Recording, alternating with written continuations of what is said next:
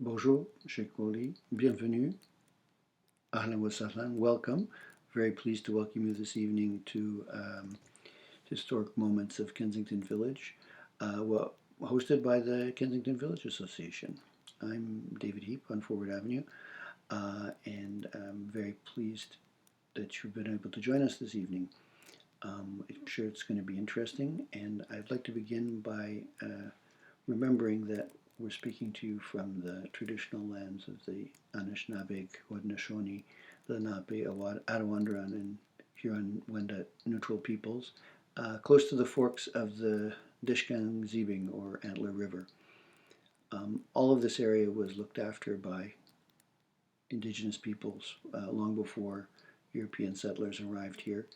And this area in particular, actually the whole area from what we now call the Ottawa River to the Great Lakes, was covered by a treaty, a pre-colonial treaty called the Dish with One Spoon Wampum, which between the Haudenosaunee or Iroquoian Federation and Algonquin Anishinaabe peoples set out an understanding which, even though they had their differences, they would share the land in as one dish to support many peoples, and they would come together with a spoon to eat from that dish rather than with sharp implements that could harm each other. So, in the spirit of peaceful coexistence, I'm sure everybody can be nice to each other this evening.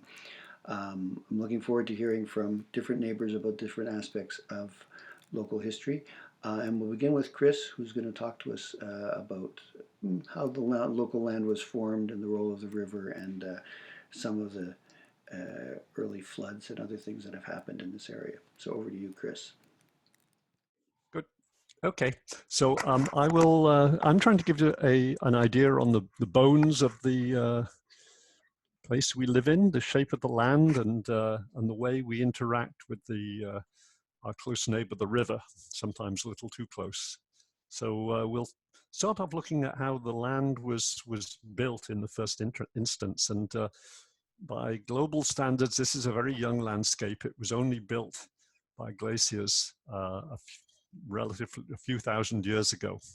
So if we look at this landscape that we live in, this is a view of the land around the forks of the Thames, where all of the trees and all of the houses have been removed, so we get a sense of what the underlying landscape looks like. There are some things which are not natural, the obvious one being the embankment running through here. This is the Canadian National Railway line, and we can see the river running through here and the forks and the Blackfriars neighborhood and Mount Pleasant, and Kensington's nestled down here on the edge of the river. So what we're looking at is how this originated. So we'll go back to about 14,000 years ago. We had ice coming out of Lake Erie and pushing north, and ice coming out of Lake Huron pushing south, and they clashed right at London, and they blocked the drainage that was coming down what was the Thames River at the time, and they formed a lake called Lake London. So we have the ice pushing in, the water ponding up, and the river rushing in. And at the edge of the glacier, you get a dump of material called a glacial moraine ridge. This is most prominent when you head south of the city and say up heading to the south, you'll head up and you'll see there's a big ridge goes through there, which is a moraine laid down by the Erie ice. And so that lays down these big ridges. When the ice retreats, it leaves these high landscapes. And then the deltas are dumped into the lake, and there's sand and gravel, which have been exploited for gravel for building. And then south of London or west of London, we've got the Kilworth Gorge, where eventually the lake drained and down through into the southwest. So this was the origin. So when we go back to our landscape, the high ground, Mount Pleasant, and over to the south here, these are the old moraine remnants. When we go towards downtown, that's where the deltas used to be where Lake London was, and we're kind of sitting right in the middle. And clearly what's gone on here, the Thames River has then cut down through all of these to give us the landscape that we have today. If you're wondering about the soil that you've got, this is where a lot of it came from. If you're unlucky enough to live on a moraine, you'll have heavy stony clay. If you live on Lake London, you'll have clay without the stones. And if you live on a river delta, you'll have gravel. And if so the glaciers don't really do us any big favors when it comes to nice soil. We need the river to do that. And the river has really changed things here. So the Thames River, its two parts came in from the north and the south, meeting at the forks. But originally, they didn't come through where they come now. They went through over to Oxford Street, Cherry Hill. That's where the river used to go out, was down that way. Then a route was cut through, the route we follow today, just underneath the park here. And that was heading south. And then the river cut down further, had a big loop, which has given us the coves, and left behind the big terrace, which is a prominent feature along the edge of Forward Avenue. So we can see what we have here. So the river has given us a lot of beautiful soil and sandy loam if you're lucky enough to live down in those areas. Now the river also has a evil side. It can flood, and a couple of the floods that have hit the forks have been really serious. The 1883 flood was devastating and caused a great deal of upset at the time. We didn't really have any recording on the river then, so we're not really sure how big that flood was. The biggest flood that was ever recorded was in 1937, and that is way bigger than anything else, which is a little bit of a mystery. And to figure out why that flood was so big, we can go and look at the railway bridge. And if anyone that's hung around underneath the railway bridge for better or worse purposes, you would have seen perhaps a little railway sticking out there. There's a rail sticking out, and that's where the original railway was at very low level. The original bridge was built in 1852, and only in about 1908 was it lifted up to the higher level to improve the grades on the railway line. And if you look in the river underneath the bridge, you'll see there's an old pier stuck here, because it was a 3-pier bridge instead of a 1-pier bridge. And so the river bridge in those days would have actually been almost a dam, a real barrier of the river. And the evidence suggests that when the flood came down in the 1883 flood, trees jammed in the bridge and it caused a dam which backed the water up to make the flood a lot worse than it would have been otherwise. If we look at some of the documentary photographs from 1883, you can see a house over in the top left-hand side here was actually floated off its foundations and tipped over sideways. So this was not a fast-moving flood. This was a deep water, very still flood, which suggests, again, it was a dam built up behind the railway bridge. So we can play some games with our little landscape here that we've been looking at and say, okay, so how vulnerable are we to flooding? This is quite an important question, because you're not normally covered for flood insurance these days. And so if you're going to pay the extra premium to have flood insurance, you need to know if it's worthwhile or not. This is a very, very rough approximation, but it'll give you some idea of how vulnerable different neighborhoods are to flooding. If we lift the water level up by 2.5 meters from the normal level at the bridge, for example, we see that it floods the park, and yet the barrier along the river works fine and everybody can go about business as usual other than walking their dog. If we take it up 5 meters, we start to completely flood the park right up to the terrace underneath Forward Ave, and we see that Wyerton area start to get inundated if it wasn't for the barrier. And if the barrier leaks, as it has done in recent memory, then water tends to flood in, giving us flooding going right up towards Oxford Street. We crank it up to 7.5 meters, which would be a really, really exceptional flood. Not impossible, but certainly conceivable. Then we start to see the whole of Blackfriars disappears. The Forward Ave area is right on the edge. The west end of Forward Ave would probably be underwater, but the majority would be fine. Everything else is underwater. And you can see this is the old embankment running along here. And this is the reason that the city has spent a large amount of time and money building up the embankment so it's much higher than it is here, so that we're protected from very large floods. If we go for broke and crank it up to 10 meters, which is inconceivable, you can see out here. The system is the whole neighborhood gets flooded, and the river starts to find its way back through Cherry Hill again. But this would be an exceptional flood. So one of the things we're looking at then as we come forward is the human impact on the landscape. We've had the glaciers do their work, the river do its work, and continuing to do its work today. And humans have altered the landscape, as we've seen with embankments and road cuts.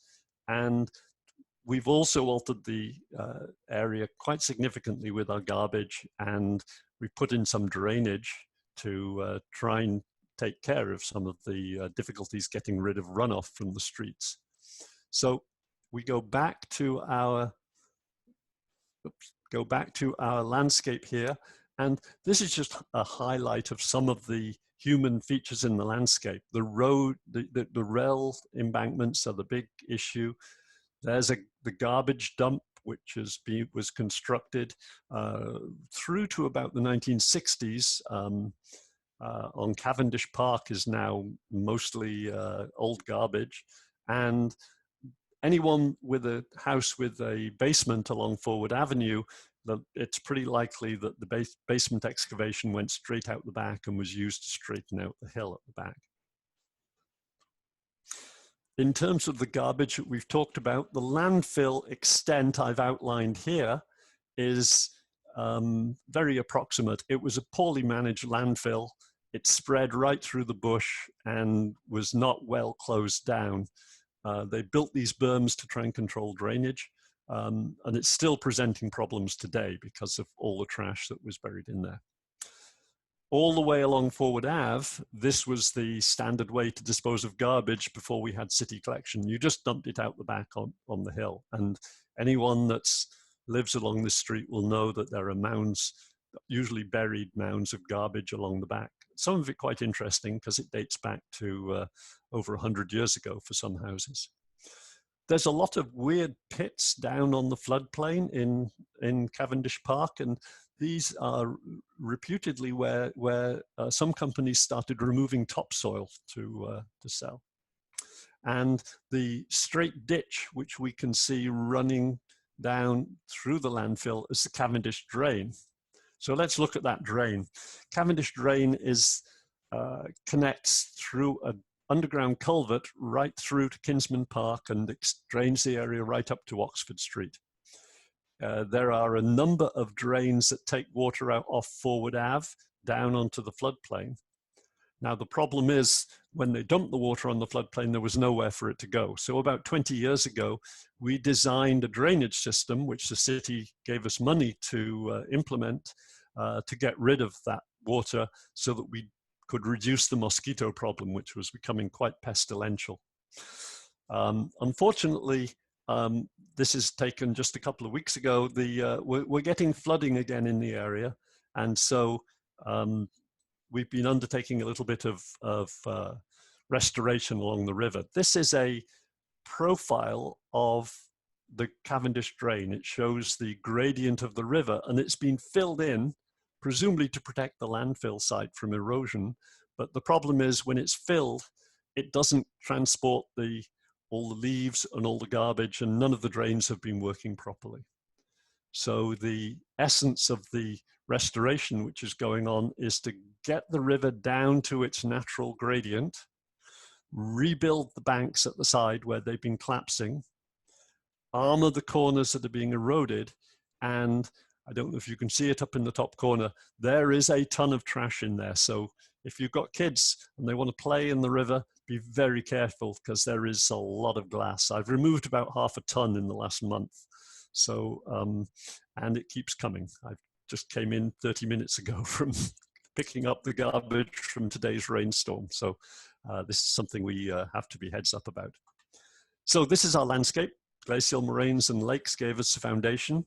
The river sculpted it and plastered it with some very good loamy soil for some of us.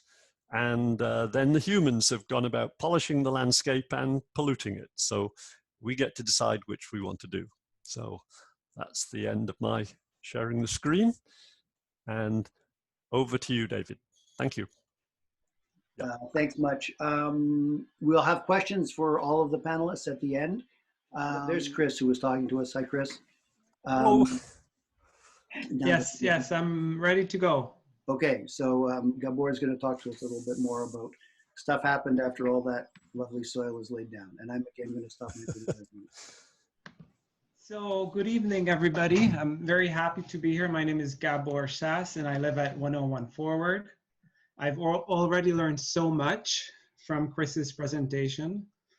And I'd like to share with you some of the things I've learned. I'm not a historian, but I am very interested in finding out more about the history of our village, Kensington Village. So I would like to share with you some of the things I've learned.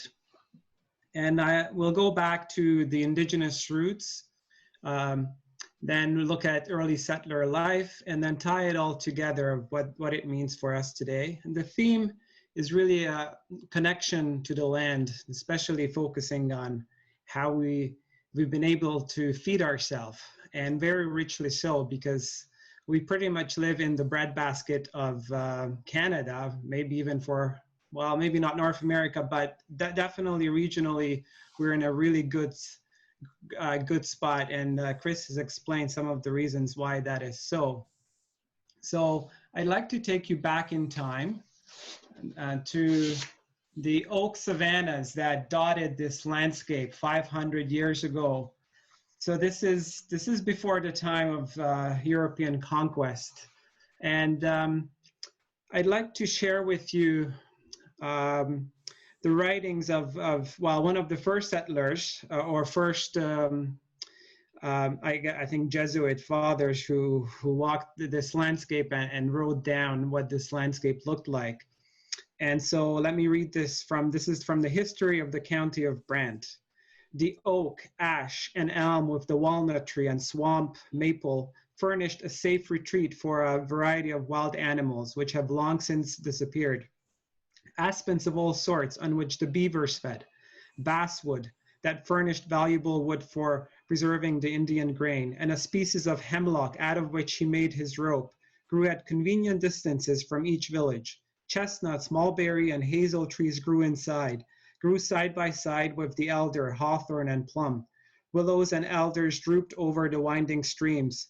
Wild fruit trees of vast variety, gooseberry, currant, and other fruit-producing bushes covered the sides of the sloping hills. The raspberry, strawberry, and blackberry plants and wild vines, rich in their wealth of grapes, furnished the peoples of this area. So let's meet probably the original inhabitants, the Chonatan people, who call themselves Chonatan because which means the people who manage deer. Now the Huron call them the Adowandaron, so you probably recognize that term, especially if you've been to the Museum of Archaeology. And then these first Jesuit priests who walked through these areas, they saw that the Chonatan people had really friendly, peaceful relations with most of the tribes around them, so they called them the neutrals. And you can see where they are in relation to some of the other nations. So how did they manage deer? Well, this is what I've read is that this is still up for debate. Here's one drawing from around 1615. This is the deer drive. So the deer are driven to this focal point by the fences where they are captured, slaughtered, and processed for eating and for using for various uses, traded, and that kind of thing. The other theory is that the Tronatan actually used pens. So the deer were kept in pens so that there would be a constant supply. Now, one thing that we know for sure is that the key management and this landscape, in fact, all of the eastern forests were managed. And we're only now starting to realize that what we really had are really rich food forests with thousands, millions of indigenous people, nations living in these parts of Eastern North America. And so these forests were purposefully manipulated to favor the plants and animals, as you can read there, that they needed for food, shelter, clothing, and other necessities of life. And all indigenous people around the world did this. They tilted the balance of nature in their favor. And the main management strategy was prescribed fires. So low to mid intensity fires on a regular interval. And what this meant is that the fires opened up the canopy. So a species like oak was able to grow better, because otherwise they are shaded out by the maples and some of the other more shade tolerant trees. But with constant fire management, you open up the canopy and you allow these oaks, which of course produce acorns. You allow other nut trees to grow, like the pines, hickories, because there's a lot more sunlight hitting the forest floor. You can have a rich variety of berries, the raspberry, the blackberry, and all the ones that I read from that description earlier. The open kind of woodland setting invites deer. So deer like to hang out at these ecotones, at these transition zones between open meadows and forests.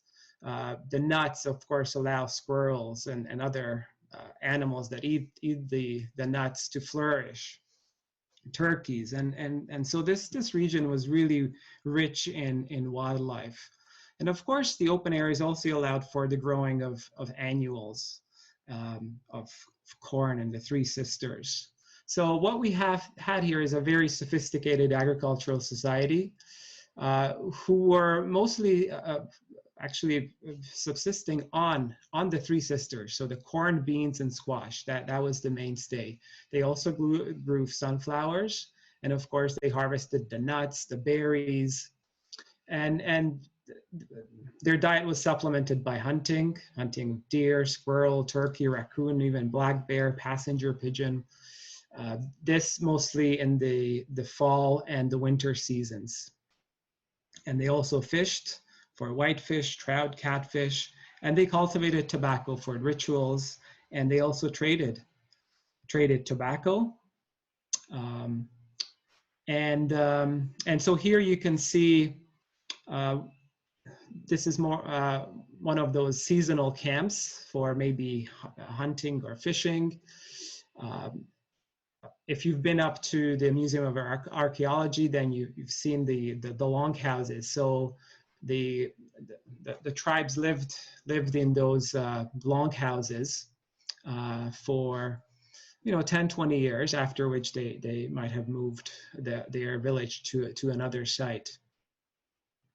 And so this quote just describes how the people were, one with the land, and the records or their memories and their customs were built upon generations and generations of people subsisting on this landscape, which gave its bounty.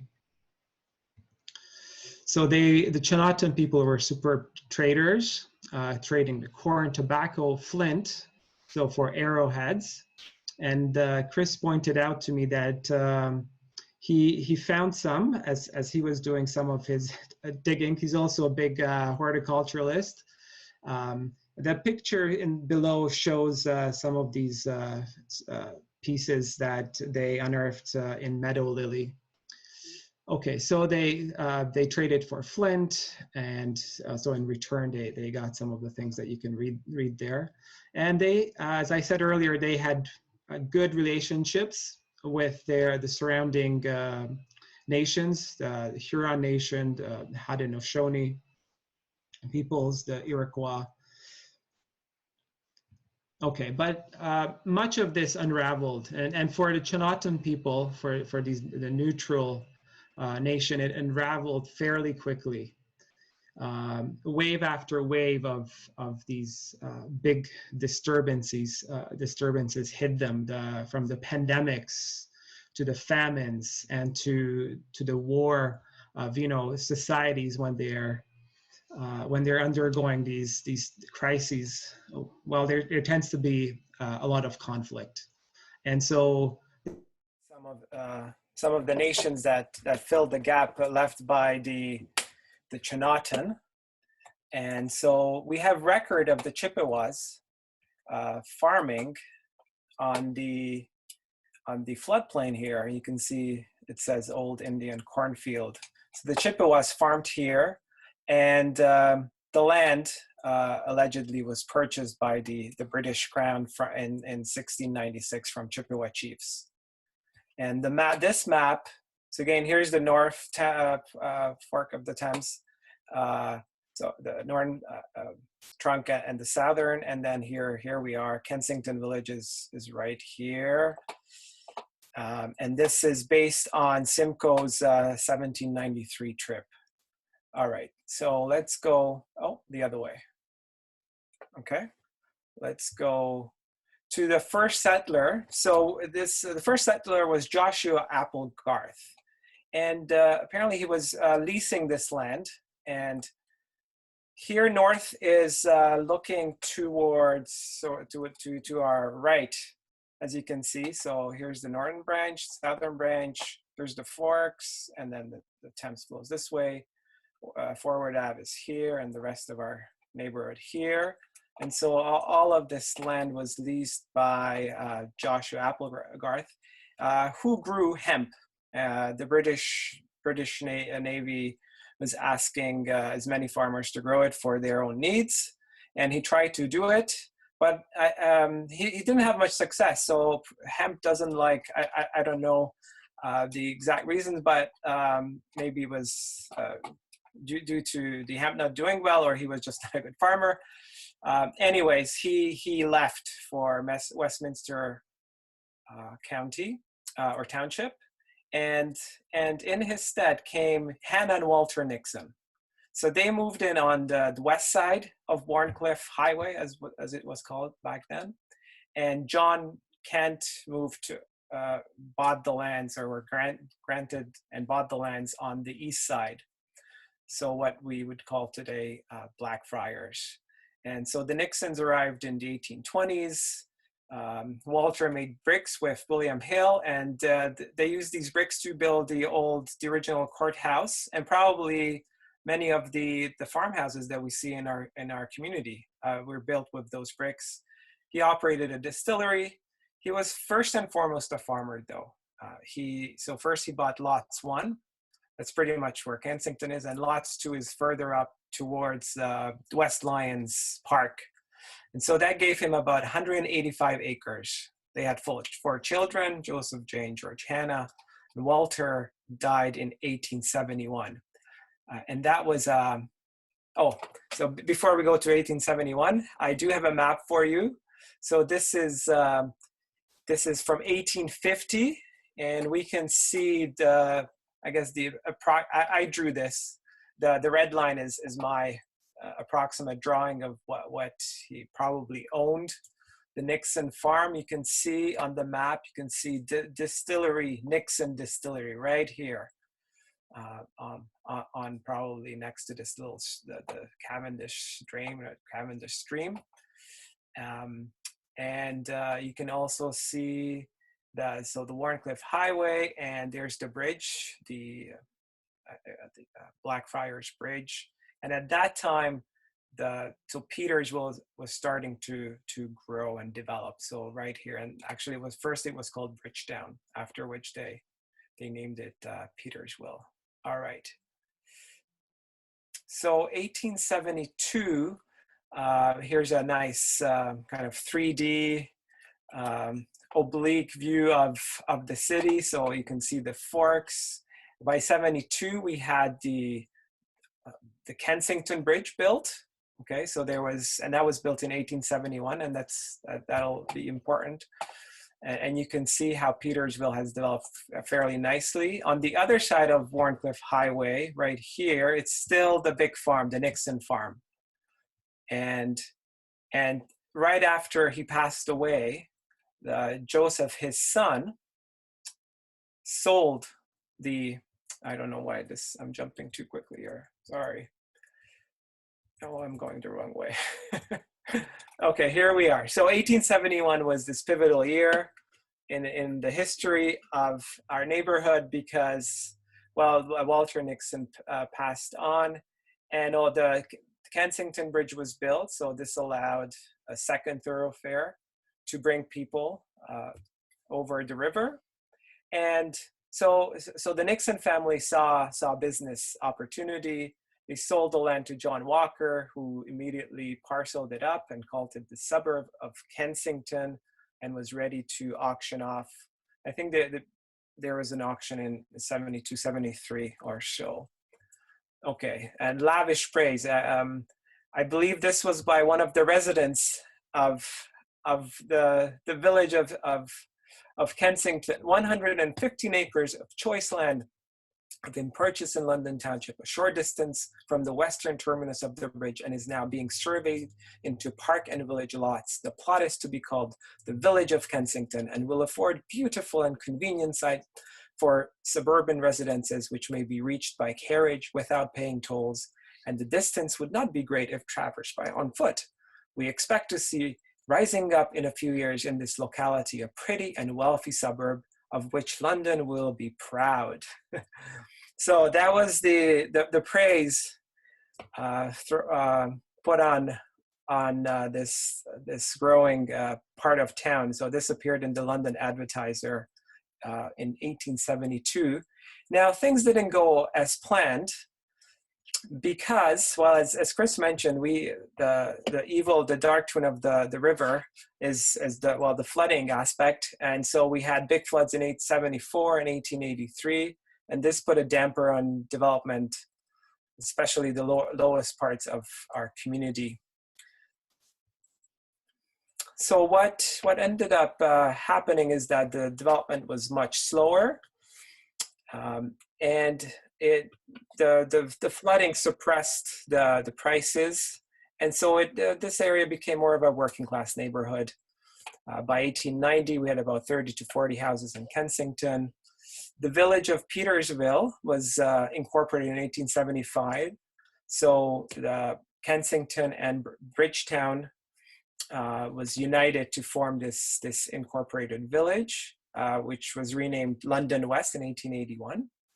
By 1891, Charles Forward was living on Oak Street, or what we know it as Forward, and was operating the general store. The most numerous occupations were carpenters, bricklayers, shoemakers, laborers, farmers, and grocers. And what I really want to focus on is the farmer end of that spectrum, so the suburb that fed London. Many of the small landowners engaged in market gardening. We know that the soils are really rich because of the annual flooding that brought in nutrients, brought in the good alluvial soils deposits. So in 1871, there were 12 farmers plus another half a dozen people who were gardening, who ran nurseries or were called seedsmen. And so they were the ones who cultivated the fertile river flats. And a lot of that food was sold at Covent Garden Market that you can see on the picture. So that's from 1885.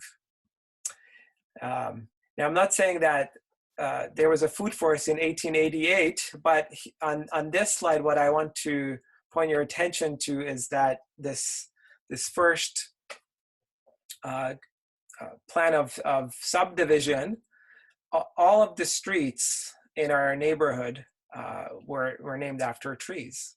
So there must have been, still sizable woodlands surrounding it. So you can see all, from walnut all the way to chestnut and oak. Of course, except for Walker, which was, named after the guy who owned it all.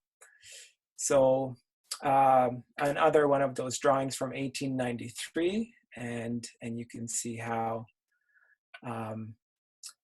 there's still quite a bit of forest left to the north and to the west, but a lot of the area of Kensington was now being turned into smaller parcels with people building their houses, probably had some gardens at the back. Towards Oxford, you can see what appears to me a bigger farm. Okay, so annexation in 1897. We were one of the last holdouts of these early suburbs, and so we relished our independence. But I think the constant flooding and fear of flooding, and also not as good railway connection or streetcar connection, I think forced the residents to opt for joining forces with London. So as soon as this suburb was annexed, the next year, the streetcar, which was running from the bridgehead all the way up to Oxford on Warncliffe, but before 1897, you had to get off, walk all the way to Richmond and Dundas, and then get on the streetcar network there. But right after annexation, they built a second bridge, and now the streetcar could cross the river. All right, I just have a few more aerial photos, and then I'll close. So this aerial photo from 1922 gives us a sense of what the neighborhood looked like. So you can see Forward Ave, and I don't know if at that point this was still called Pine Street or was rechristened Walnut, probably still Pine Street, but I put in some of the addresses. So, I'm very, very interested in researching the history of our house. So there's 101 behind us. There was no Maurice, and this area looks to me that it was farmed. Looks to me some hay, bales of hay here, and also down in the flats. So you can see this farm land right next to the river. So we didn't have a Cavendish farm yet. Cavendish Park yet. That comes a bit later because there are massive changes after the war. We can see that the down in the flats, there was, I think this corresponds to that time, Chris, when you mentioned that companies were excavating the soil. So it looks to me that was some of the activity happening.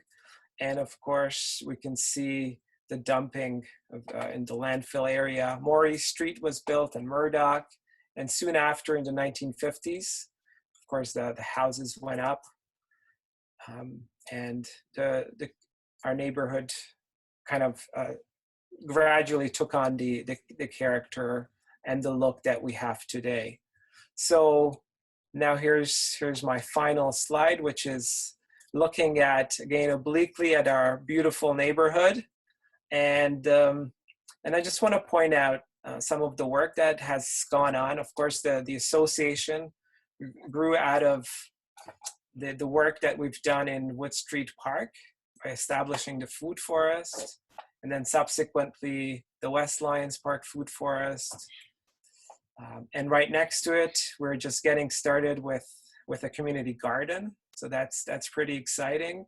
And also in the works is the Cavendish Community Food Hub, which, if everything goes well, might begin next spring. So there will be a city consultation asking our neighborhood of ideas of how this can made to be a really successful project. So in Wood Street Park, we not only have the food forest, but we've done a lot of amazing celebrations, and we've been learning a lot from the indigenous people of the street and of this area. So the Oneida, we have a strong connection to the Oneida community, and we've had celebrated together lots of sunrise ceremonies. And just learning the cultural ways of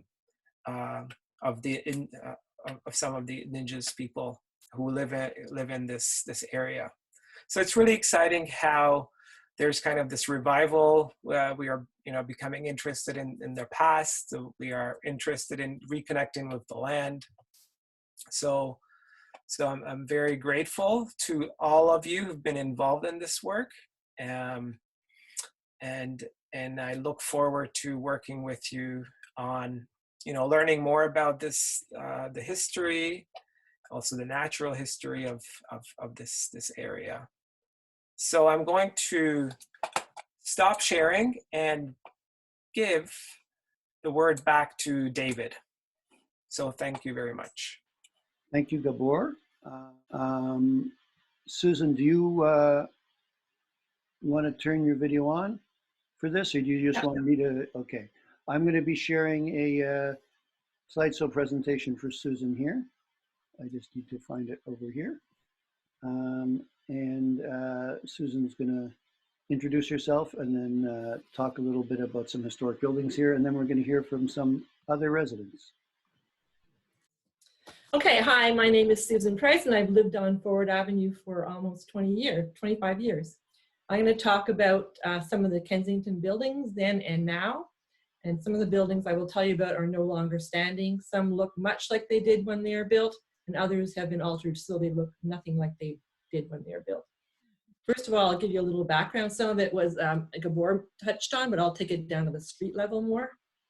And then I want to take you for a tour on the street so you can look at the buildings. I actually found enough information to go on while in isolation. I didn't have access to a lot of places. So this second slide here that we're looking at now is a view from the foot of Dundas Street looking west in 1875 from a painting by Charles Chapman. And if you stood today next to Museum London, where it is now, and looked across in 1875, this is kind of the setting you'd see. Kensington would have been further down, but this gives you a sense of how rural our area was at the time. Okay, Next slide. Okay, the first person to auction off lots in this area, it was Charles Hutchinson. I'm not sure if he bought the land off Fokker or how that came about. When I bought my house, I had a survey and Charles Hutchinson's name is on the survey as the owner of the land. As you can see, the lots went right down to the water's edge in those days. And also, as Gabor pointed out, a lot of the streets were all named after different trees: pine, oak, beech, walnut, chestnut, and so on. And as Gabor said, we still have walnut, all the rest have been changed. That happened when we became part of London in 1897. The lots were sold at auction on October 30th, 1872. And back then, London was growing quickly, and consequently, so was the market for affordable land. Kensington Village lots were very inexpensive. It was a desirable land because of the fertile soil. It was close to the city, and it was also close to the river. But as Gabor pointed out, and Chris, being next to the river was the main reason.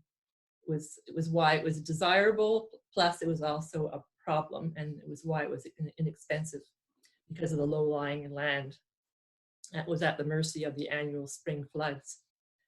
Because the land was inexpensive, it attracted working class people, laborers, small farmers, and gardeners who tended to build small 1- and 1.5-story houses The threat of an annual flood also served to slow Kensington's development. Most of the development took place between 1873 and the 1950s, with more recent infill development since then. The reason why the area was such a mix of housing styles is because it developed so slowly. I've always loved this area because there's such an eclectic mix of houses on the streets. For example, there's Ontario cottages, not yet. There's Ontario cottages on Wyatt Street and post-World War Victory houses on Cavendish Crescent. And basically, if you walk the neighborhood, you can witness the 100-year-plus evolution of modest working-class housing. When I walk around Kensington Village, I try to imagine what it's been like here back in the day. So right now, I want you to put some shoes on and let's take a brief tour on the neighborhood to look at the houses that I found out information about. So the first one, the next slide, David. Okay, so this is the corner of Forward and Walnut, which would have been the corner of Pine and Oak back in 1873. And this is the view we would see now. But in the 1873, if we looked over here, can you change the slide? You'd see that I have circled in red that the Kensington Brewery was located at the same place basically where the high rise is now. And we would see lots of outbuildings for storing grain, barrels, and bottles, as well as a 4-story main building for malting and brewing. The Kensington Brewery was very successful, and it rapidly became a serious challenge to the Labatt's and Carling breweries. Next slide, please. This is an ad, you can't see it all, but this is the ad for the brewery that was in the Free Press on July 11th, 1877. Robert Arkell was a dedicated, who owned the brewery, was a dedicated and often creative advertiser in the city's newspaper. Not only does he quote Shakespeare when he says, "A quart of ale is a dish for a king," but he also invites doctors to make a qualitative analysis of the ales. The brewery's success brought on further expansion in the form of a much larger warehouse in the fall of 1873, and the brew house was enlarged in 1875. At some point, Arkell also built a house here for himself and his wife, Maria. Unfortunately for Robert Arkell, his success did not last too long. On January 26, 1882, flames were spotted rising from the brewery. The village lacked its own fire department at the time. Arkell's friends and neighbors organized a pail and bucket brigade, but despite their best efforts, by the time the fire was put out, the brewery was in ruins. A defective stovepipe was found to be the cause of the fire, but Arkell believed it was arson. Arkell did not rebuild his brewery, but he lived out his remaining days with his wife in the house on the site. Next slide. Then we're going to walk down the street to 84 Cavendish Street. Probably a lot of people are familiar with this house. Back in the day, this would have been Beach Street. And to see this view of the house, we have to walk to the river side of the house. And that's, the front of the house was located or faced towards the river. At the time, the house was situated on a very extensive piece of property, and it was known as the Willowbank Estate. The house was built for Bartram, a lawyer and a leader in village affairs, in 1877. Bartram lived in his house until he died in 1913. His widow lived on in the house until 1924.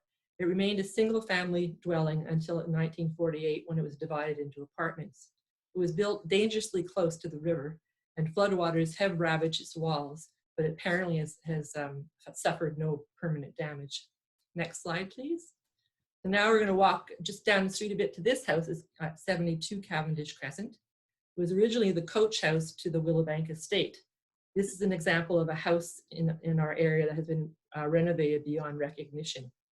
Many of the houses in Kensington have been renovated over the years as housing styles changed and as new building materials were available.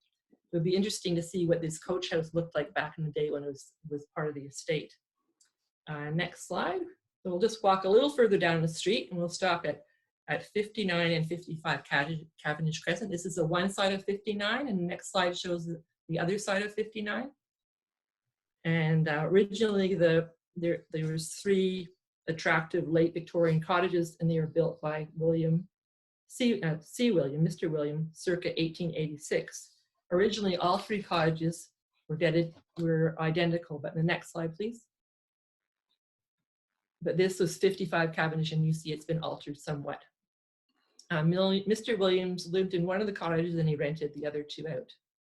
The next slide, we'll walk back down Cavendish Crescent to 26 Forward Avenue, and we're standing in front of the country court. If we were standing at the same spot in 1886, can you change the slide, please? This is what we would look at. Instead of, it was a rather grand looking house that stood here on a large piece of property. It was built in 1886 or a few years earlier, possibly for John Lings, who was a bookkeeper. Mr. Lings never actually lived in the house, but it was always a rental house. It was a single family dwelling until it was divided into apartments in the 1930s. The rear of the house actually faced the street, probably because at the time the house was built, the view to the east overlooking London West and the Thames River in the valley below would have been more interesting than the street view. This house and neighboring one was torn down and replaced by the country court in 1977 or 78. Next slide, please. So now we'll walk down Forward Avenue a little further, and we'll stop at 88 Forward Avenue. The house looks like this now, but it has been altered a lot from the original. It was built circa 1874 by Charles Forward, and it was situated on a very extensive piece of property. It was his home, and also it was his place of work because he operated a grocery store out of the front of the building. Not much is known about Charles Edward. In the 1895 census, he's listed as both a grocer and a producer of patent medicine. And the story is his medicines were made in earthenware crocks in his house, so maybe he was more of an herbalist. Forward was described as being a very colorful character, and he must have been held in high regard because the street is named after him. If you look slightly to the left, next slide, please. This is 86 Forward Avenue as we see it right now. The house is set quite far back, so you can't really see it, but if we were standing here in 1882, next slide, please. So this is the house that was, if you're standing at that spot in 1882, you'd see this very pretty little house. Charles Forward severed his property and built this house in 1882. I found very conflicting information about the history of the house. One source states that Forward was actually the first resident of this house and that he lived here until 1919. However, the 1895 census lists 88 Forward as his residence. As I said, the current 86 Forward house is difficult to see because it's set so far back from the road. I'm not sure if the current house is the White House renovated beyond recognition or if it was a rebuild. Marina McTague, who was born in its original White House, and lived on the street for 75 years. She stated in an interview in 1998 that the White House was long gone, so I'm assuming it was pulled down. Next slide. Now we'll walk a little further down Forward Street Avenue to 108 Forward. And this is the last house on our tour. This is one of the largest houses in the area. I wasn't able to find out when it was built, but in the 1895 census in London, in this 1895 city directory, I was able to find a reference to the house. So it was there then, but I'm assuming it's a lot older than that. The entry at that time lists two residents, Dennis Daly and Henry Horn. Henry's name is followed by the word dairy, so I don't know if that means that Henry worked at a dairy or if there is a dairy associated to this house back in the day. I do know that this house was bought by the Jenkins, or by Fred Jenkins in either 1958 or 1959. The Jenkins are a very well-known London family. Fred's father, James Jenkins, was one of Canada's most notable Black leaders. In 1923, he founded the newspaper, The Dawn of Tomorrow, which billed itself as devoted to the interests of the darker races. James Jenkins also established the Canadian League for the Advancement of Colored People in 1924. After James passed away in 1931, Fred Jenkins, who lived in this house, and his family carried on his legacy by continuing to publish the newspaper until 1971. We reached out to Jennifer Jenkins, who was Fred's daughter, to ask her about the house. Jennifer's understanding is that 108 was the first house built on the street, and it was a farmhouse at the time. Sadly, when her parents bought the house, a petition was sent around to keep colored people off of the street. She noted that 2 of the neighbors would not sign the petition and welcomed the family openly. The property went down to the river, but at some point the city expropriated the floodplain part. Jennifer says that she loves this house, and even now when she passes a similar looking yellow brick home, her throat catches. Jennifer wrote, and I quote, "For me, 108 was a feeling, not a place. It shaped me. I had emotional connection to it still. It will always be my home. I can hear the train rolling along the trestle and the whistle sounding, the sound of gravel as the car rolls into the driveway, the creaks of the hardwood floor. So many shared experiences and fond memories." I thank Jennifer for that. Next slide. So this is the end of my tour down the street because I can only find out about so many houses while I was in isolation. But I know there are a lot more interesting and significant houses in this neighborhood and many more stories to be told. More research is needed. I encourage each of you who owns a house in Kensington Village to research the history of your house. A good place to start is at the London Public Library. And this is a link on the screen here that takes you to the local history site of a part of their site. And there's a link there, and that shows you there how to find the history of your house, the steps you should take to start that process. So I encourage you all to do that. It would be nice at some point to compile all the stories, so we'll have we'll know how the street was shaped and who lived here over the years. Anyways, next, for reminiscing from people in the street. Thank you. I think we have a couple of current residents who I just activated as hosts. So Debbie and Daisy. My name is Debbie Daw. I live at 52 Forward Ave. I'm just going to have this one picture up while I'm speaking. I'll speak to it a little later. So this is a history of Debbie Daw at 52 Forward Ave. My apologies for any inaccuracies. I have tried to fact check the dates, but they're only as accurate as my human memory. Ann and Bill Daw purchased 52 Forward Ave in May 1960 from William Eichenberg, who I believe was the original owner. I was born in 1965 and my sister Norval in 1967. This was the end of the baby boom, so we watched once large institutions shrink and close. I attended Riverview Public School from junior kindergarten to grade 7 when Riverview closed. Lasting memory was the walk across the bridge in the winter. Also having Mr. Perry Mitchell as our French teacher. I seem to remember that Mr. Mitchell lived on wood at one point. The last year of elementary school was at Oxford Park, now Eagle Heights. The other neighborhood elementary school was St. Joseph's Catholic School, which is where the Christian Academy is now. Some of my favorite childhood memories are all the kids there were to play with. With families of 4 or 5, there was always a wide range of ages.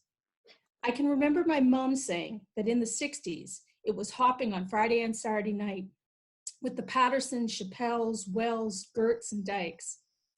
Another favorite memory was the girl who used to ride her horse down from the stable on Riverside.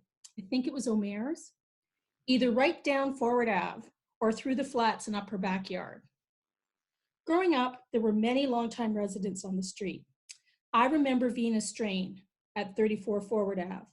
She lived on the street growing up and was a resident until she passed away in her 80s. Besides the regular school days, 2 short summers, and our neighborhood police club, the excitement in the 70s included some memorable points. On August the 7th, 1993, just before noon, a gas regulator valve was ruptured on Paul Street, which is over by Oxford and Warncliffe. The increased pressure turned furnaces and gas stoves in homes into bombs.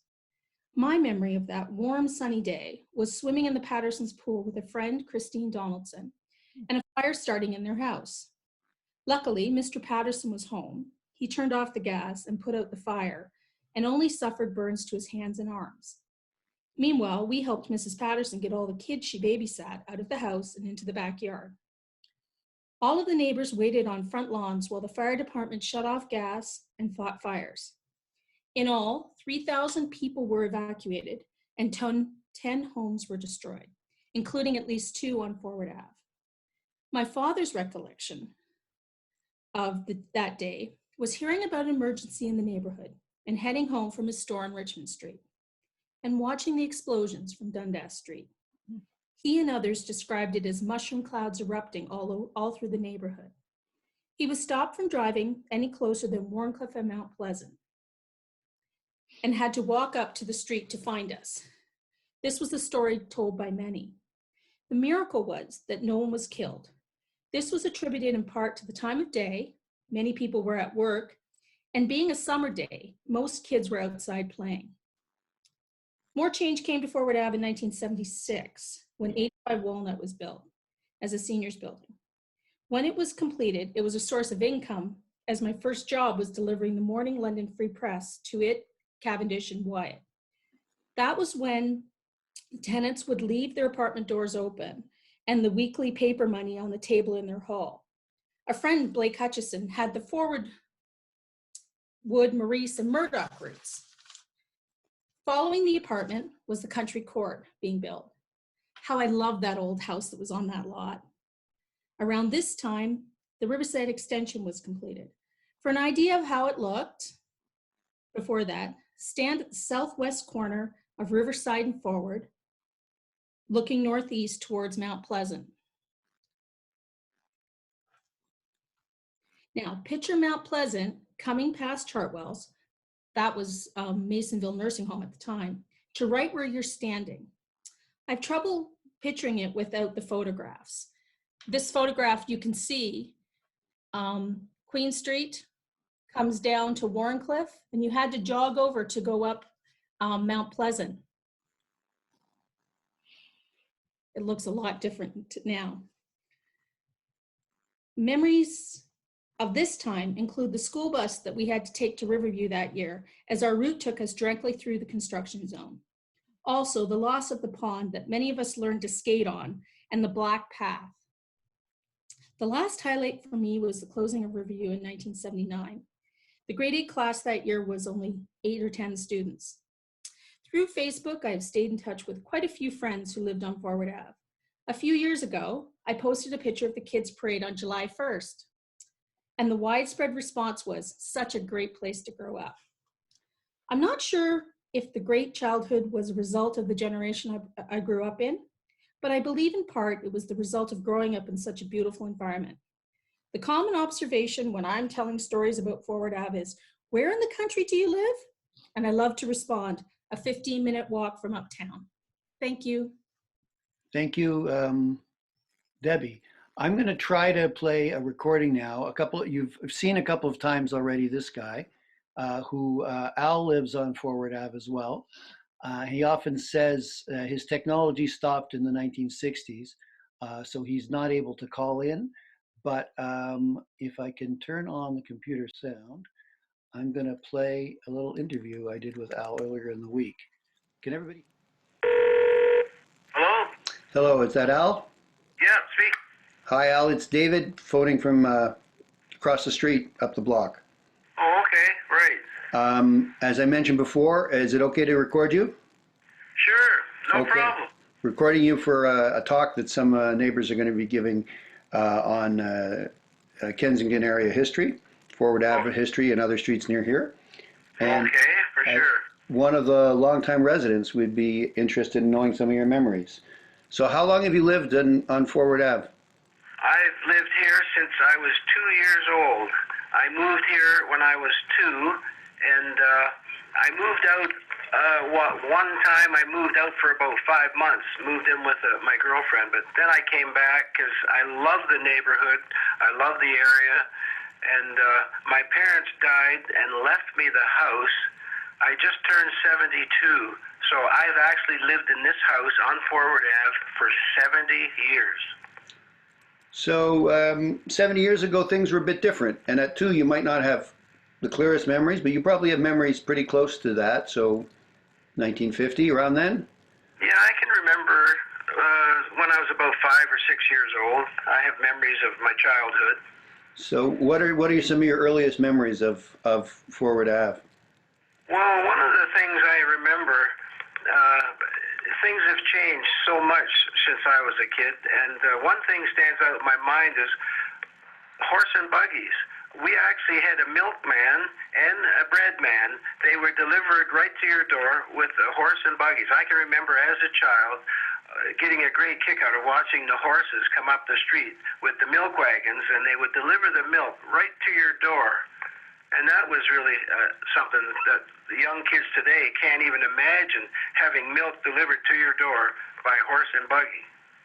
Not by horse and buggy, but in the last few weeks, people have been seeing food delivered again. Some of them for different reasons. But yeah, horse, that would be different. Another thing that stands out in my mind is when we walked everywhere. Like, I used to go to Riverview School, which was on Warncliffe Road, right across the Warncliffe Road Bridge. It is now the Children's Museum. But we used to walk to school, and it was like almost probably about a mile from my house. We'd walk there in the morning, we'd walk home at lunchtime, and we'd walk back after lunch, and we'd walk home after 4. Now, the kids today, they take a school bus. They don't walk to school. They take a school bus to, even if the school is only 3 or 4 blocks away. And some of them don't even walk to the bus stop. The parents drive them to the bus stop in their car.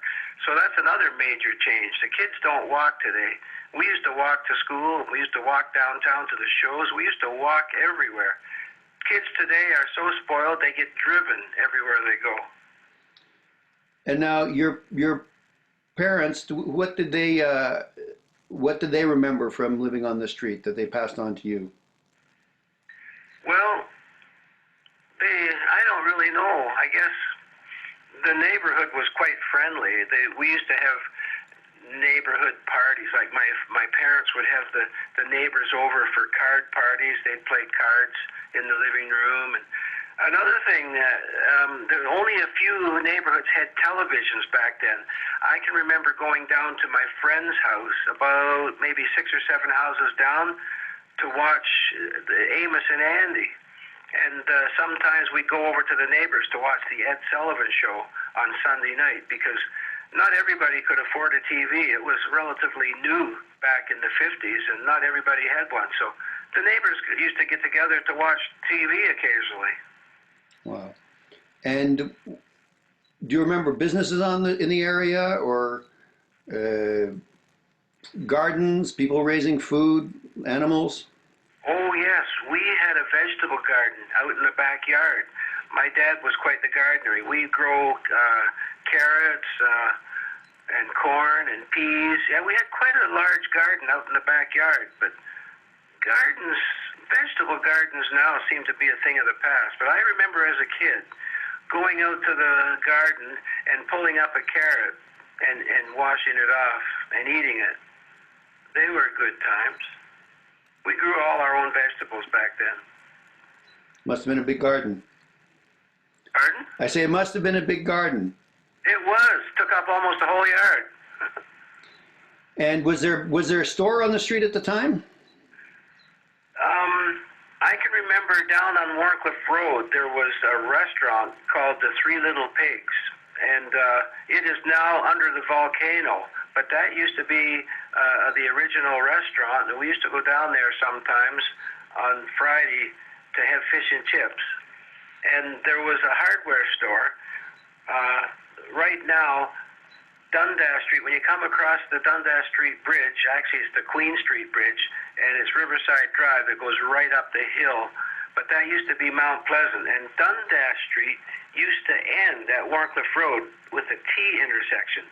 And there used to be a hardware store there operated by Wilf Klopp, K-L-O-P-P. It was Klopp Hardware.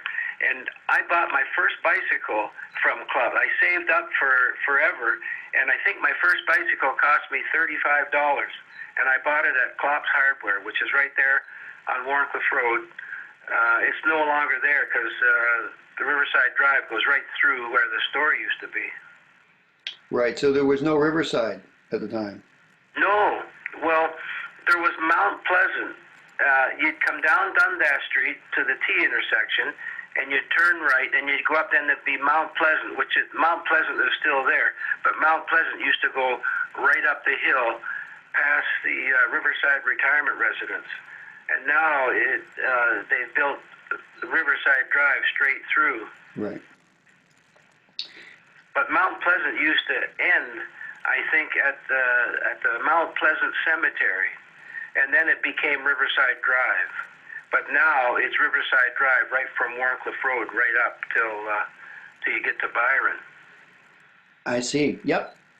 So a different road layout, and there was no road between behind where Klopp's was.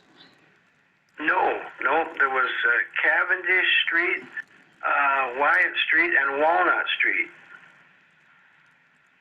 And they've reconfigured the whole area. There's still a Cavendish Crescent. It runs off of Wyatt Street. Now Walnut Crescent runs off of Riverside Drive up near where Mount Pleasant comes out. But Walnut used to go straight through right down to Warncliffe. But like I said, with the extension of Dundas Street, which is now Riverside Drive, it's realigned all those streets.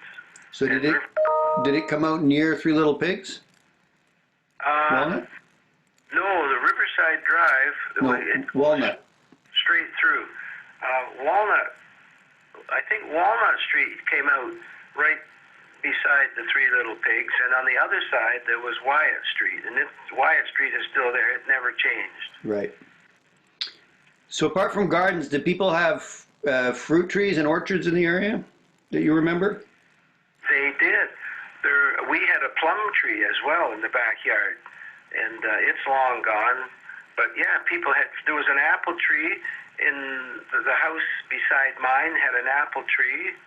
We used to go over there and pick apples. People would come and pick plums off our tree. And there was another apple tree a couple houses down. And I think on your side of the street, there were a bunch of fruit trees. There was apple trees and pear trees. I can remember as a kid going over to, it used to be owned by the Rogers family, and there's two-story apartment buildings there now where the Rogers house used to be, but they had apple trees and pear trees out in the back. Nice. I think the pear trees, they came down when they built the new buildings. Mm-hmm. Yeah, and we just lost a couple more pear trees to expansion of City Works, I think, up where Maurice meets Riverside. And was Cavendish a park at the time, or something else? The Cavendish Park, believe it or not, was the city dump. It was a landfill site. In fact, when we used to walk to school, we'd walk down to the end of Forward Ave, and we'd go down and we'd cut through the city dump. The whole area there,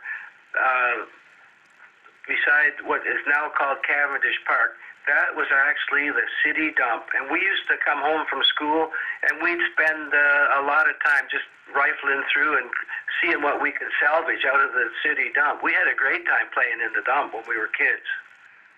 So it was. That has long been filled in. That's a city. That was a landfill site back in the 50s. It doesn't sound like it was very controlled. No, and every year they'd have a great big bonfire on just after New Year's, because this is way back in the 50s, before the artificial Christmas trees. Everyone now has pretty well artificial trees. It's very rare to see a real tree in someone's house, but back in the 50s, everybody had a real Christmas tree, and after Christmas, you'd put them out on the side of the road, and the city crew would pick them up, and we have a great, huge pile of Christmas trees down at the landfill site, and on the designated night, they'd have a great big bonfire and burn all the Christmas trees. The neighbors would all gather around from Cavendish, from Wyatt and Walnut Street, and from Forward, and Delmage, and we'd all the kids would be there. And the fire department, of course, was there to keep it under control. We'd have a great big huge bonfire and burn up all the Christmas trees. It was quite something. Yeah, it sounds huge. And could you go through the dump to the river park there? Yeah, you could walk. Well, you could. It wasn't really a sign posted that said no trespassing, and a lot of kids would walk through there just on their way home from school. Yep, you could walk right through there, but it was the city dump. All the way down to the river? It wasn't quite to the river. It was there was a creek that runs there. It used to go just down to the top of the little ravine that goes down to the creek. Right. Back then, they didn't even refer to them as landfill. Like right now, they're called landfills. But back then, there was a big sign. It just said city dump. That's what they were called back in the 50s. They were called city dumps. Right. So garbage from the whole city ended up here. I think so. I think there was another city dump out in the East End someplace, but London was a fairly small city back then, and I think most of the garbage ended up right there at Cavendish Park. Wow. And the river, do you remember the river ever flooding? The river flooded every year. That was something we looked forward to. Every year, around about March, we'd have a flood. And there was a couple of years ago, we had a flood. And I've never seen the river as high as it was about 2 years ago. It was really, really high. But yeah, we used to have a flood almost every year. The river would flood right up over the banks. I guess it still does many years. So are there any other memories you'd like to share with folks?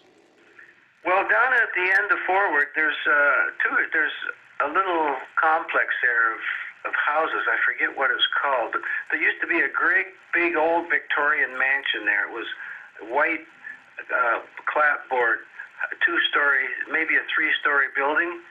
And I used to love that. It was one of my favorite places to go on Halloween because it almost looked like a haunted house. It was set way back in.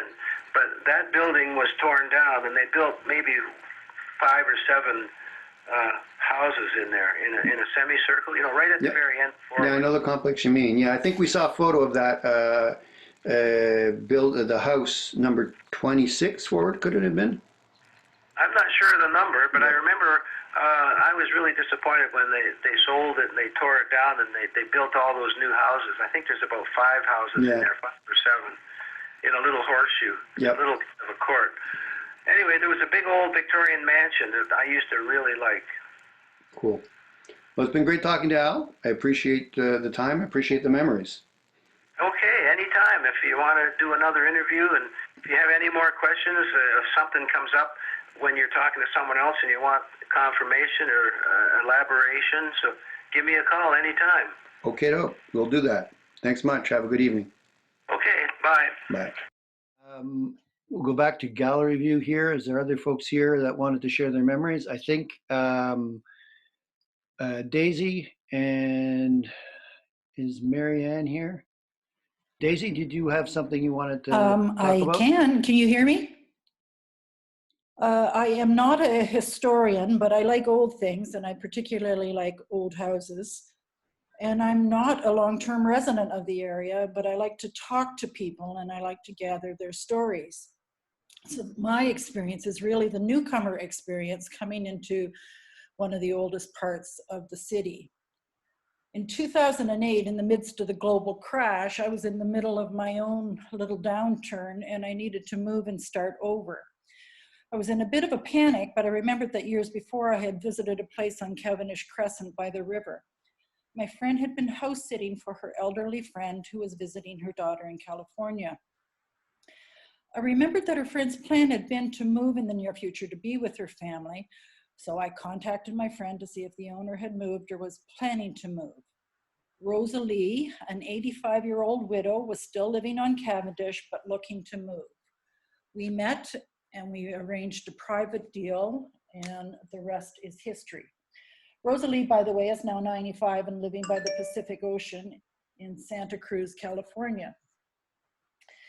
It was apparent from the start of my occupation that the house would need a lot of work, but its proximity to the river and Cavendish Woods was a deep draw for me. As all the property occupiers in this area know, moving into an old house requires a sense of adventure to tackle the mysteries of an aging structure. There's always something to be fixed or replaced or updated. I have always lived in old houses, so I was undaunted by my new old house. And I've learned that each old house has its own story to tell. Well, my new neighbor, Bill, who occupies the other semi-detached unit of the building. Oh, by the way, I'm at 64 Cavendish. Bill, who occupies the other semi-detached unit in which my own semi is located, informed me shortly after moving in that our 2 units had been built in 1875 for occupation by a father and a son. He also showed me an old photo that showed the high water mark on the wall of his living room from the 1937 flood. The entire first floor had been under 6 feet of water. I didn't realize until much later that Bill and I shared the distinction with Bob at 72 Cavendish of having the oldest houses on the street.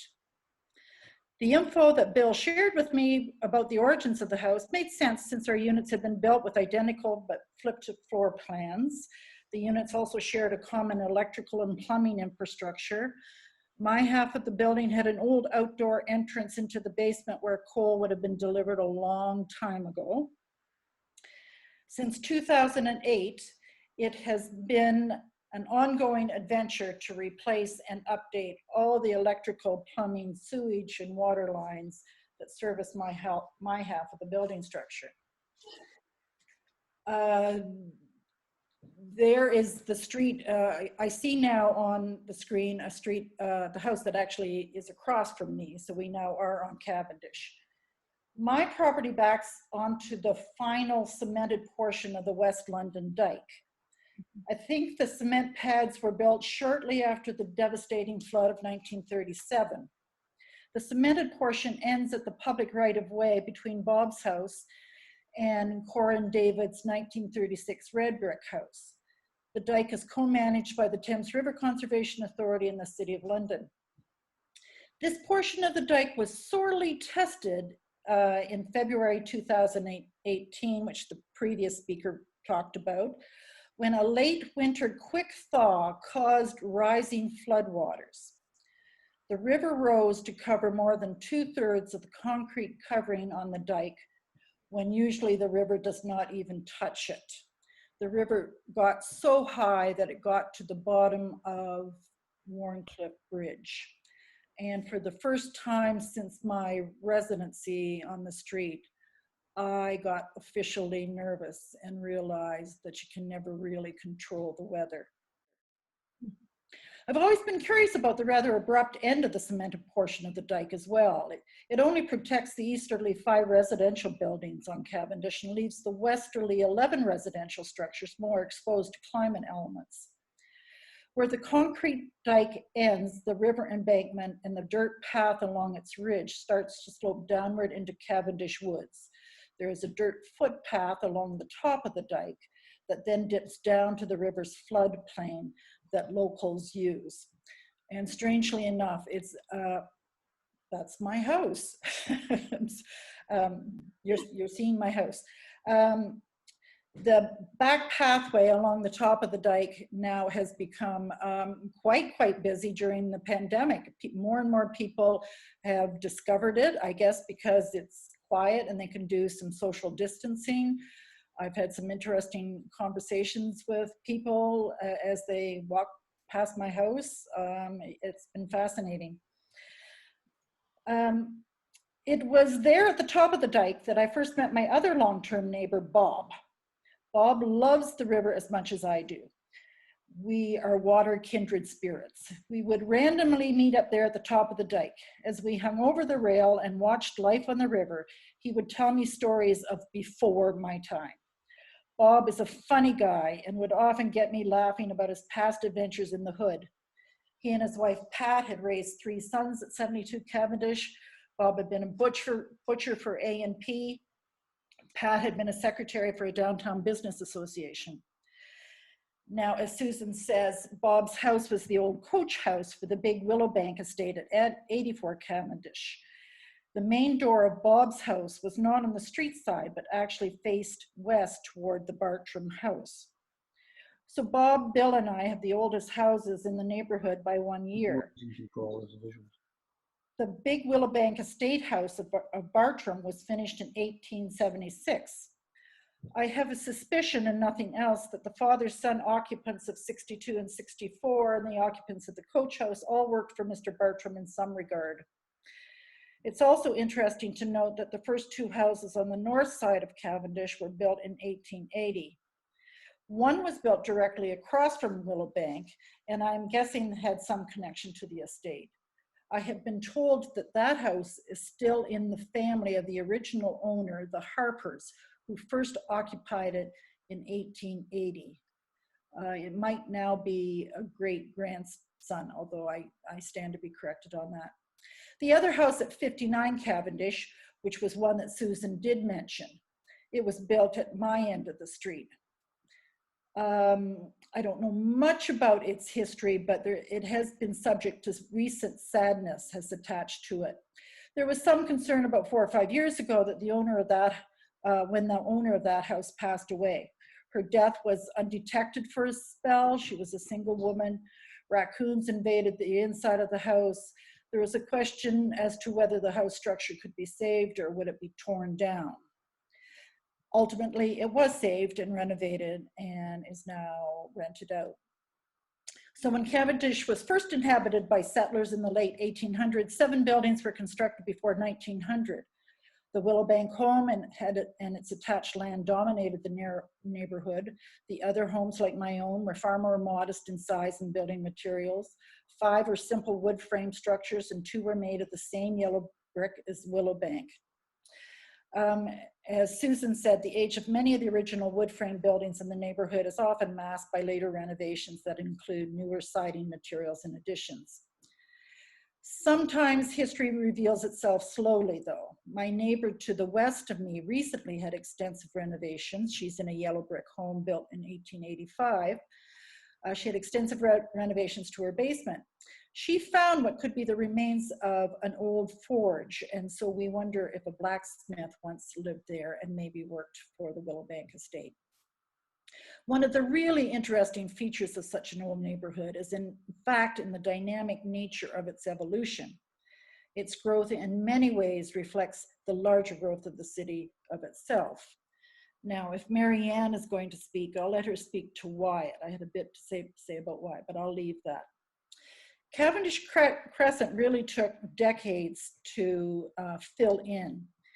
It could be that the proximity to the river and the memory of the floods made builders cautious. The original neighborhood in 1900 was characterized by, as I say, 1 large house and 7 smaller houses with lots of empty land, probably used for market gardens.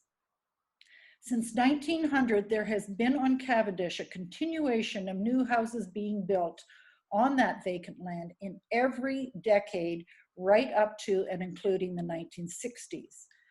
Along the riverside of the street, 3 houses west of the Willowbank house were built in the Depression era 1930s. Those houses are characterized by the use of red brick. After the Second World War, there was a flurry of 12 new builds, particularly along the north side of the street. Most of them illustrate the typical Victory House style. There was a pause in building on Cavendish after 1962. The land had pretty much been filled up. I suspect the need for new housing was met with growth outward to the city's newer suburbs. When I moved into the hood in 2008, it was a very quiet place. I used to joke it was the street of old people and contractors.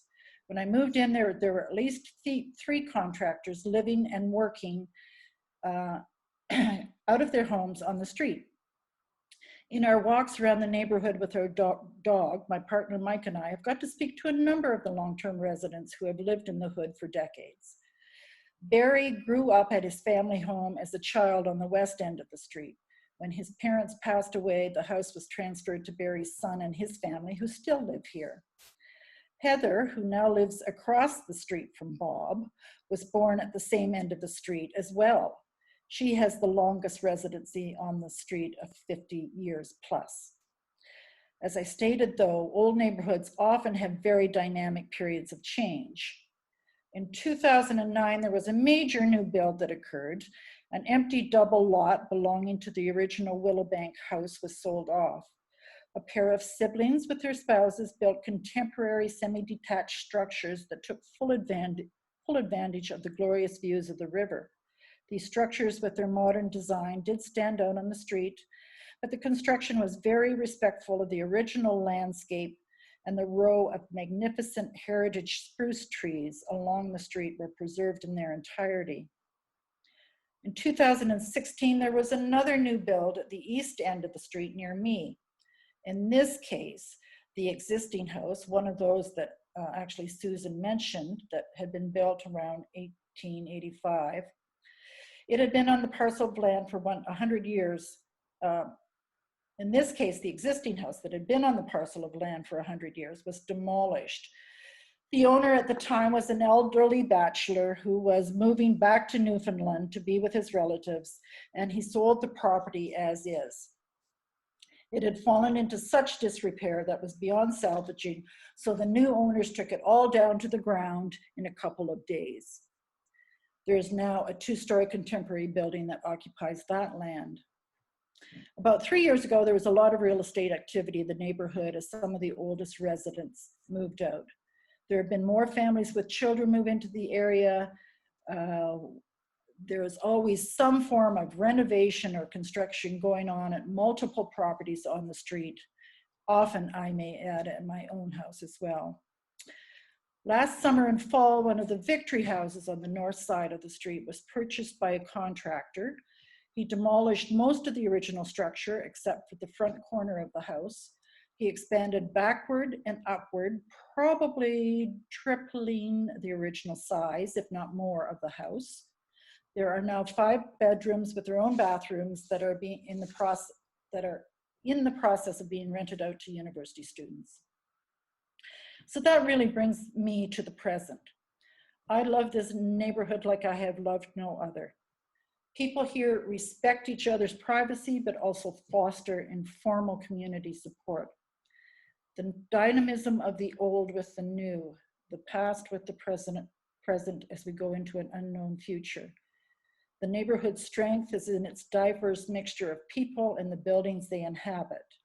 It's in the rhythms of the river and the woods attached to it and the wildlife that bless my life with wonder.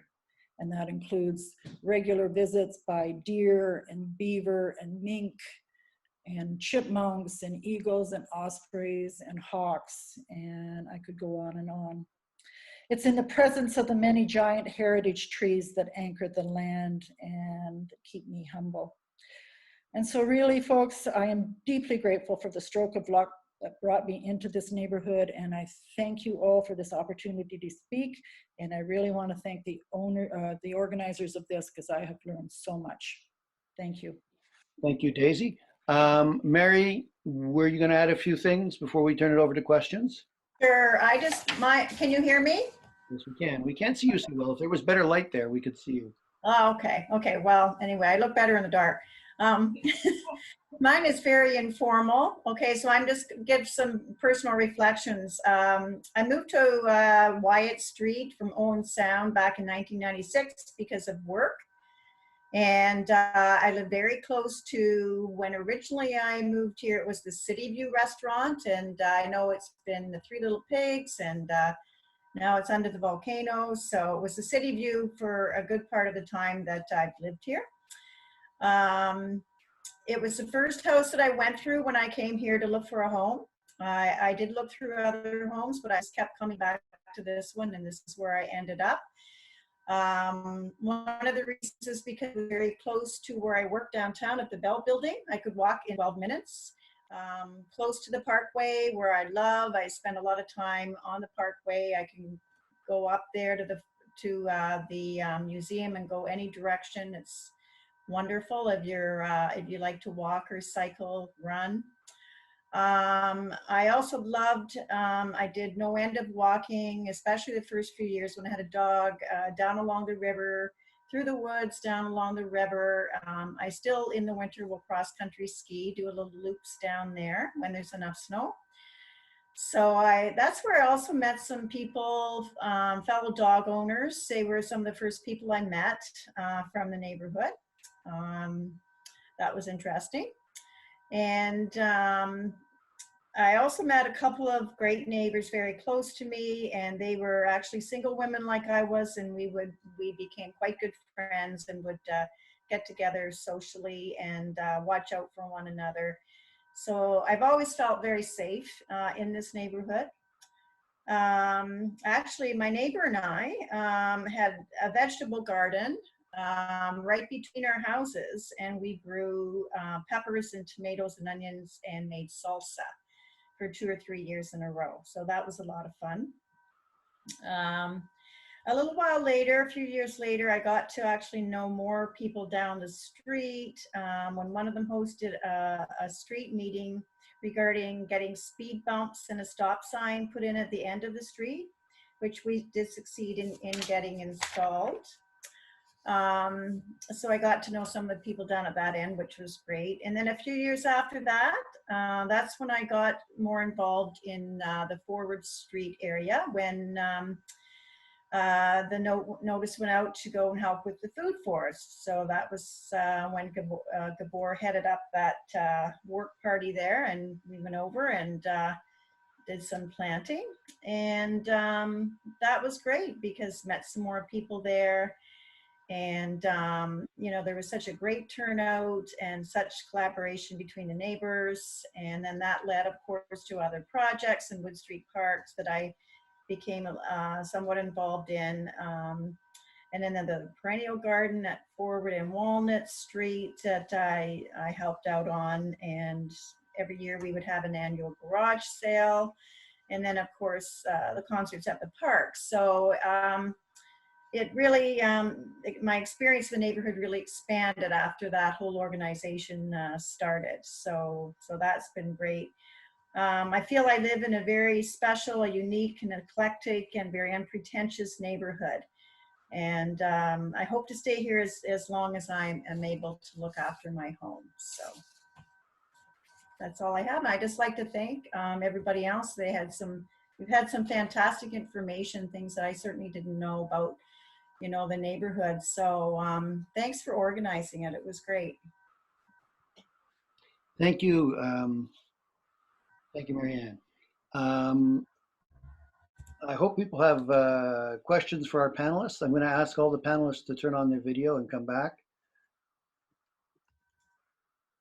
And I'm posting a link here right now to the post-webinar survey. It's not really a survey. It just says if you have questions and you don't get a chance to ask them here, I'll try to save the chat if we can. But you're welcome to email us at Kensington Village Association or visit our Facebook page and ask us questions there. But yeah. Is there time to read the memories, David?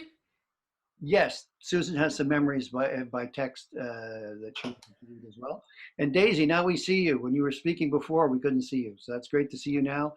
Your mics are off, but if folks have questions on the chat side, you can also, I think you can raise your hand, but just make it known if you have a question. So we'll listen to Susan's reminiscences from other longtime residents. So these were submitted by two women that live on the street, and they both lived on the street for quite a long time. One was Jill Simpson from 60 Forward, and she writes, so living on this street is in the same house on Forward for 68 years. Things have changed throughout the years.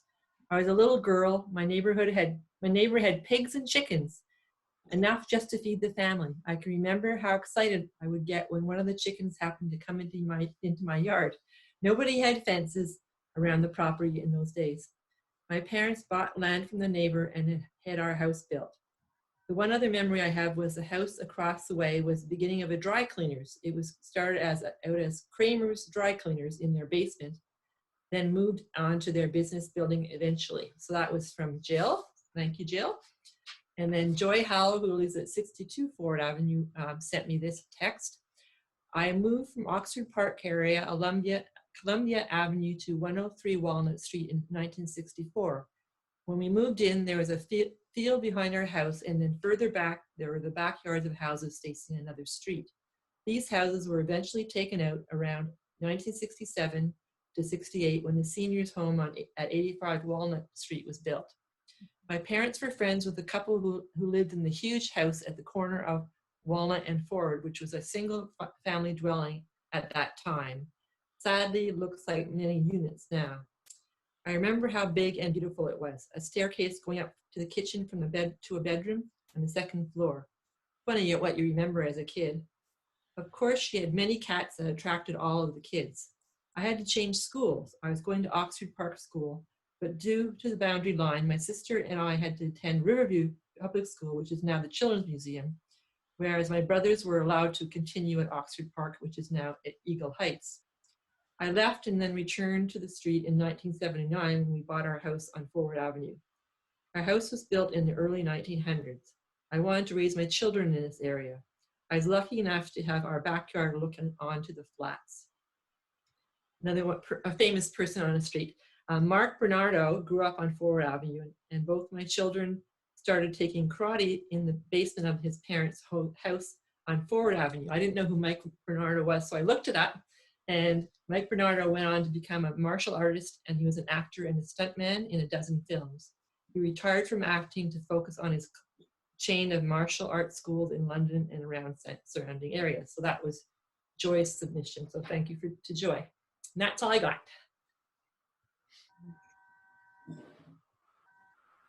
Lost David? I'm here. There he is. Thanks, Susan. No, I just cut it out to make 6 panels. And Kalindi is asking, yes, this presentation will be saved, including all the freeze-ups and fumbling with technology and everything else. It's all recorded for posterity, and it will be on the Kiva Association Gmail, YouTube. Just as soon as I look at it and wince a bit, and maybe I'll fix the slide at the beginning with the welcome. But apart from that, I think it'll go upwards and all just the way we presented it. Everybody, most people I can see your cameras are muted, but if you want to turn it on and just say hello.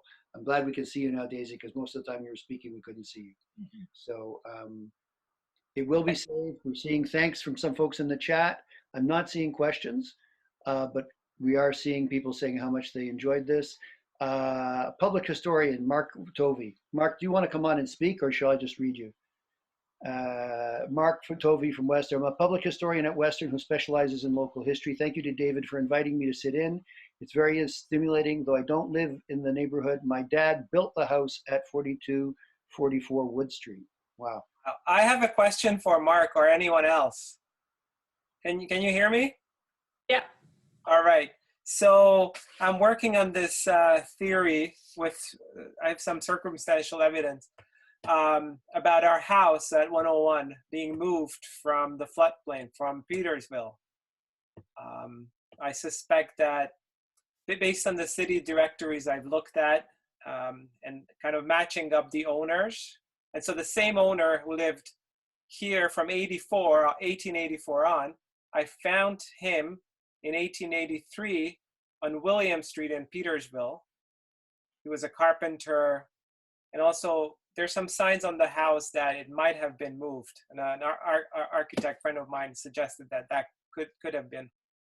So I'm looking for some solid evidence on this. So I've been searching here and there, but I haven't found anything.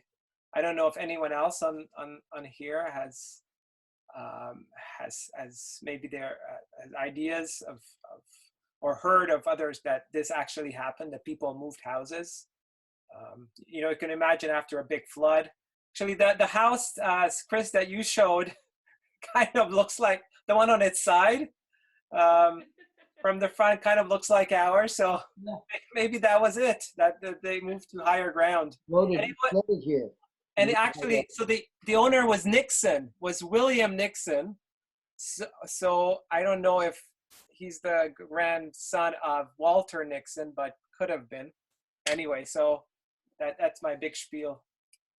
Hi, I'm just making Mark Tovey from Western Public History a co-host so he can turn on his camera and say hello.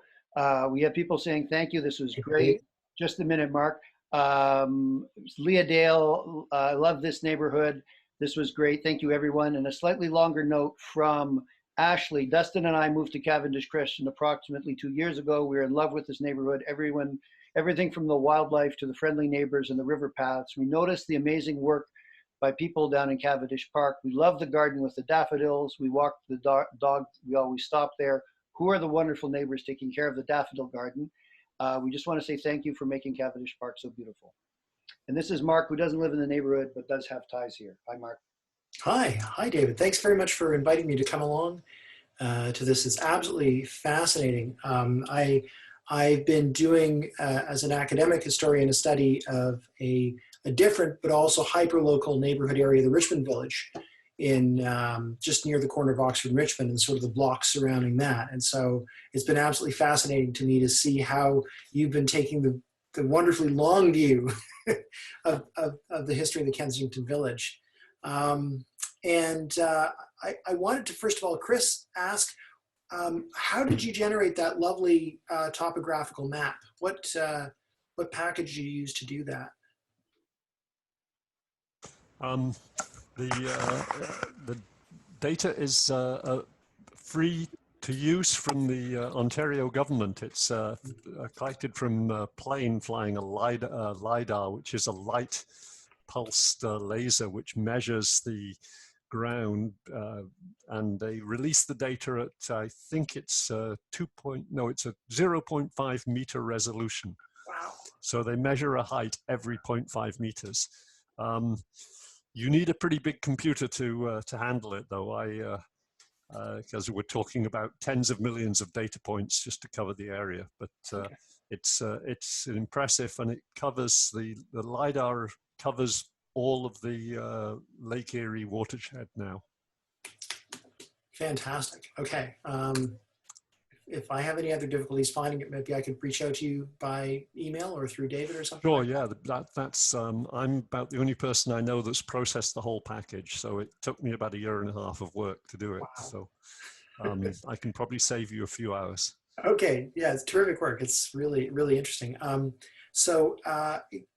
Gabor, I was curious what the source of the 1808, the Joshua Applegarth map was. So the one where you, where you show where the Applegarth farm. Sure, it came from the Blackfriars Heritage Study. Oh, okay, great. You've probably seen that. Yeah, I think most of my maps came from there. And then that's one thing that I wanted to say is that I'm happy to share all the links with people. And Susan, the link you put up, that's also really useful for folks who want to track down a bit more of the history of their houses or this neighborhood. But I can definitely share all my sources. And so that the maps came from that study. Oh, fantastic. Okay, great. If you indulge me in some more quick questions here, you mentioned Walter Nixon, who made bricks with William Hale, which were used, among other things, to build the original courthouse. Do you have any sense of the source for that? I'm super intrigued by that. I know, it's the same document. Same document, okay. Same document, yes. And then the other major source is the John Lutman, the Lutman book from. Got it. Well, I got it from the London Room, so that's a useful place to search. So yeah, he wrote a few books on different parts of the city, and I think ours is titled History of London West. Susan can. West and South. And South, yes. Okay. Okay, great. I think we can probably swap sources and data dumps off camera sometime. Yeah, We're getting a question from chat. Aaron Rosenthal, thanks for setting it up. It was great. I live at 131 Forward. I'm interested if anyone has suggestions about finding out more about my house. I have a fragment of info indicating it was built in 1880. The structure looks like it could be. I had no luck at the London Room at the library. And just while we're there, Sandra Miller from Oxford Park, just the other side of Riverside, says, hello, Mark.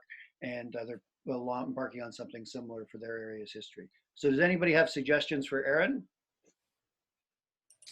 The archives at Western. So there's a London room and the Western Archive with all kinds of local documents, I think. Yeah, and particularly the archives at Western has a little 4-page handout that they will give you that gives you all kinds of information about how to research your home. And I found that to be very, very helpful over the years. Great. Yeah, in the London room, I accessed the city directories. Now, Aaron, I didn't go back to 1880 or 1881. So I went back, I found the 1883, and then that day I ran out of time, so I didn't go back further. But that will give you the name of the person. Well, I'm assuming just the male living in the house, and in some cases the occupation.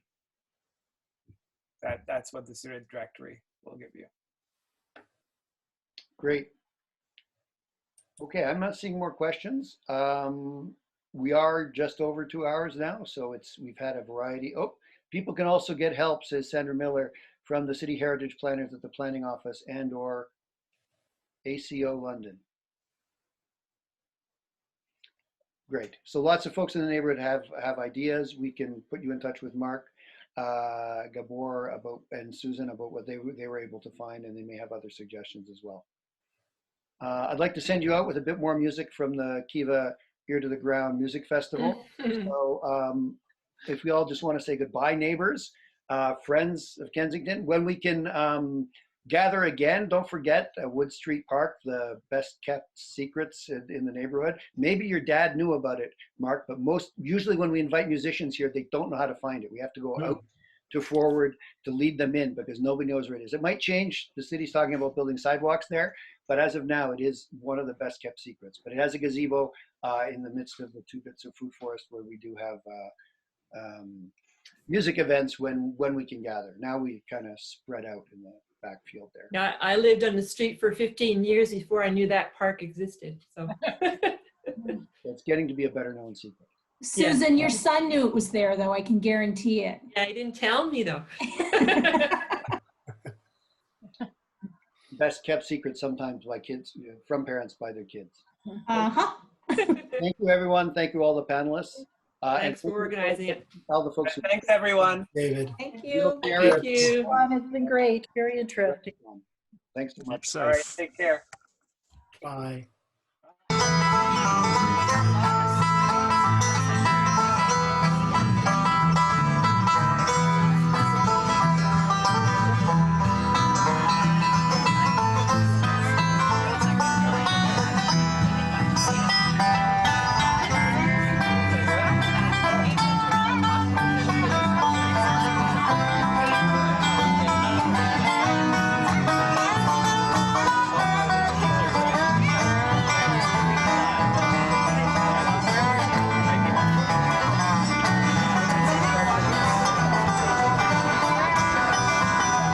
Dark clouds will gather round me. I know the way is rough and steep, yet beauteous fields lie just before me, where God's redeemed their vigils keep. I'm going there to see my mother. She said she'd meet me when I come. Going over Jordan, I'm only girl to which I go.